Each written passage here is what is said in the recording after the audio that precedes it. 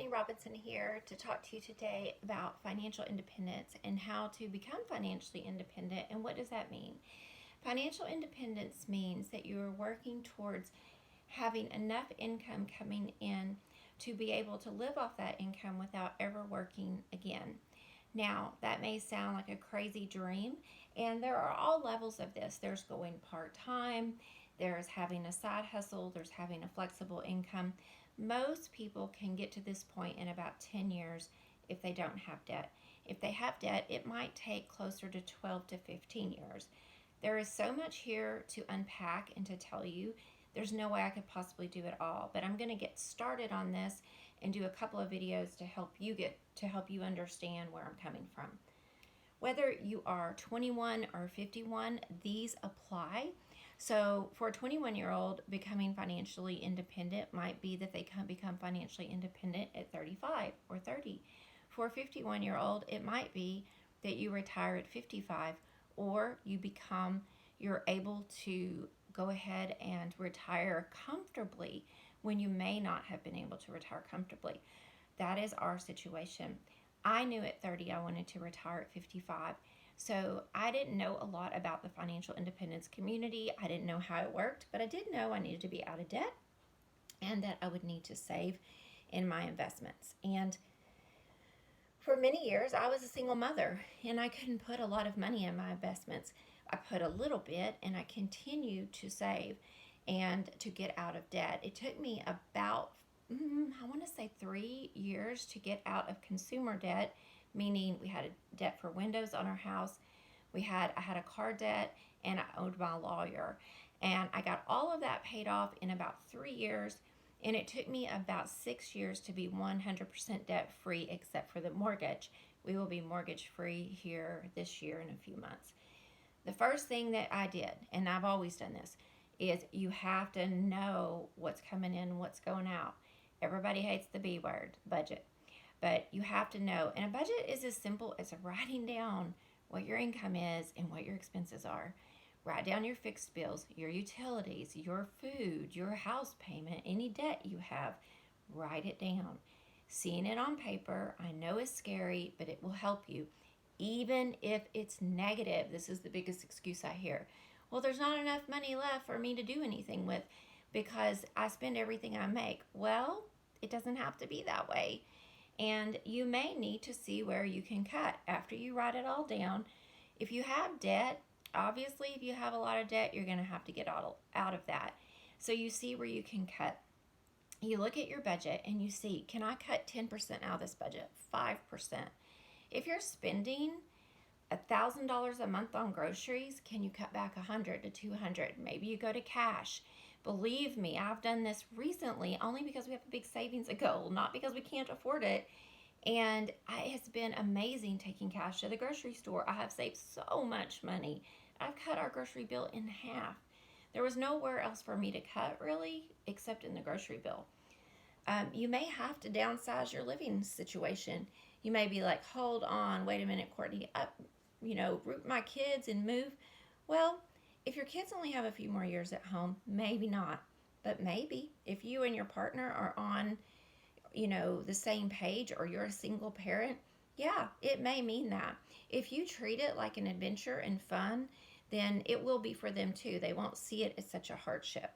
Most of the time, the things we fear aren't really as bad as they seem. Back in the day, my ex-husband and I were house poor. We had been debt-free, and we overbuilt our house, and we were super house poor. We were $1,400 a month negative on our budget.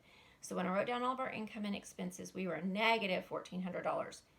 I was already working part-time, and we had 3 kids under the age of 10. I didn't know how I was going to do it. So when they all got in school, I put the 2 little ones in preschool a couple of days a week, I went to work. And it was scary because I was already exhausted. But I went to work part-time, and you know what? It worked out. It gave us enough money to start feeling a little bit more empowered. My ex-husband did side work, and we sold our house that we had overbuilt. We only lived there for 4 years, and we bought a cheaper house, and we put a 15-year note on it. We did take a Dave Ramsey class, and that encouraged us to do it. I don't love Dave Ramsey, but his principles are solid. You may need to make more money. You may have to get a side hustle. I've done this my whole adult life. I got an extra job. It wasn't a glamorous job, but an extra $500-600 a month working a couple of days a week can make a huge dent in your budget. So most people can do a side hustle if they're willing to. Most people are just afraid to. And if you have, you might have to get creative with childcare. But there are ways. And I'm not talking to the people who are desperate right here, who need to go look at getting on housing, or who may need to get on child care vouchers and things like that. If that is you and you want to message me below, I can tell you how to get those resources. There are resources for child care. There are resources for Medicaid and for extra food and things like that. And I can tell you how to do that. And sometimes you have to struggle through those early years with kids until you can get on your feet a little bit. You got to learn more. You got to start listening to podcasts. There's so much free information out there. Go to the library. Get the Total Money Makeover book on audio. Get the Hoopla app for free. Listen to the book. Read the book. Listen to the Dave Ramsey podcast. Y'all, this stuff is free. There's just no excuse anymore to be financially illiterate, except that it's not fun and we put it off until it's too late. And you've got to get out of debt, and then you've got to start saving. So, normally by the time people get out of debt, they've figured out how to cut their expenses. It's really hard at that point to go back to being a spender. So let's say that I have a friend right now, they're low income. I would say their budget's probably about $2,500 a month. They don't have any debt, but they do have a house that has a bit of equity on it.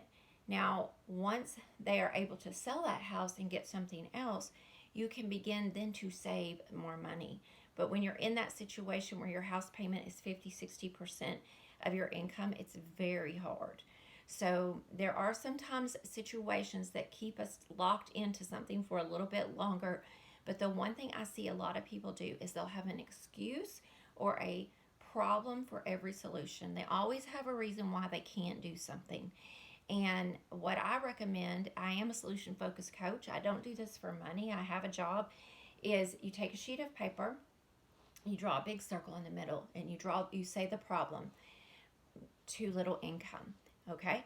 Then you put the little talk bubbles you would see in a cartoon out to the side, maybe 5 or 10, and you come up with every possible scenario. It could be sell clothes. It could be sell my furniture. It could be work an extra job. It could be, cash in the 401k. I'm not telling you to do that. Let's just say it's an idea. And then it could be sell the house and downsize. Well, immediately you look at all the thought bubbles and you say, I'm not going into my 401k. That's a bad idea. Okay. It is a bad idea. Don't do that. But maybe you quit contributing to it just long enough to get out of debt, or you just do the bare minimum to get the match, which I always recommend. Or let's say you could work a side hustle. If you're in business yourself, you could do a little extra more business if you're able to figure out how to do that. I did that for years. I own my own business. I worked more. Every top opportunity I had to work more, I worked more. I worked more until I was out of debt, and I worked more until I saved up 2 years worth of income to quit working more. And that is how I have done it. Over the years, since 2019, I have slowly cut back. Well, it's been before that. First, I quit teaching weekends. That was 2019, actually. Then I quit teaching nights. Then just this week, I've cut back to only 4 half days a week after working 5 days a week, more full time. So I've slowly inched back. All right. My next video is going to be on the 10 pillars of financial independence and what they are. Some of them don't really apply to you until you're out of debt, but I am going to give those to you because you can glean something off of all of this information. Whether you're 21, 51, 61, a lot of these things you can do, and they can help you get into a better financial situation. If you're doing some of them, you're going to be so much better off than if you do none of them.